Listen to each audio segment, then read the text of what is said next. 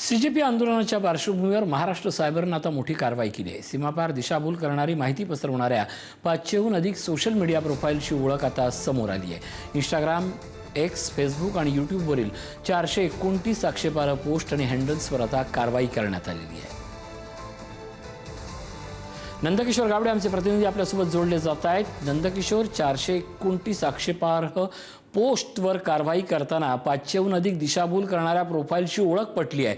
सायबरने ही मोठी कारवाई केली आहे। एकीकडे जेनझीचा भडकलेला वणवा, त्यावर आपली असंतोषाची पोळी भाजणारे हे जे सगळे प्रोफाईल्स होते त्याच्यावर हे मोठं कडक पाऊल मानलं जात आहे। काय नेमके अपडेट आहेत नंदकिशोर?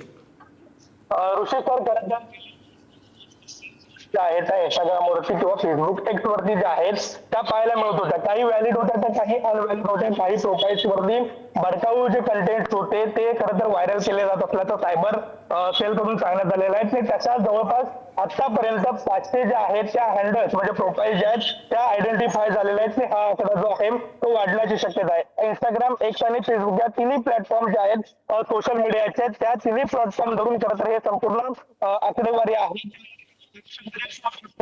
अनेक ज्या आहेत त्या पोस्ट डिलीट करण्याच्या सूचना ज्या आहेत त्या सायबर सेल कडून देण्यात आलेल्या 100 सोशल मीडिया अकाउंट जे आहेत त्या करता भारताबाहेरून सुद्धा हँडल तो सायबर सेलने केलेला आहे। 140हून अधिक पोस्ट ज्या आहेत त्या प्रोफाईल निर्मित म्हणजे एआय ज्या आहेत त्या जनरेट असल्याचं सुद्धा पाहायला मिळते। त्यावरती जे कंटेंट होतात एआय कंटेंट होतं असं जे आहे ते सायबर सेलचं म्हणणं आहे। त्यामुळे बनावट व्हिज्युअल्स किंवा सिंथेटिक व्हाईट, क्लोन व्हाईट किंवा मॉर्फ केलेले व्हिडिओ जे आहेत ते मोठ्या पद्धतीने सायबर सेल कडून केलेले आहेत। त्यामुळे एकंदरीत महाराष्ट्र सायबर कडून संपूर्ण सोशल मीडियाचे काही कंटेंट असणारे जे प्रोफाइल्स आहेत त्याच्यावरती जे ते केलेले आहेत ते आक्षेपार्ह जे आहेत ते मजकूर सर्व पार्श्वभूमीवर ही कारवाई अत्यंत महत्त्वाची मानली जाते एवढं मात्र नक्की। धन्यवाद या माहितीबद्दल।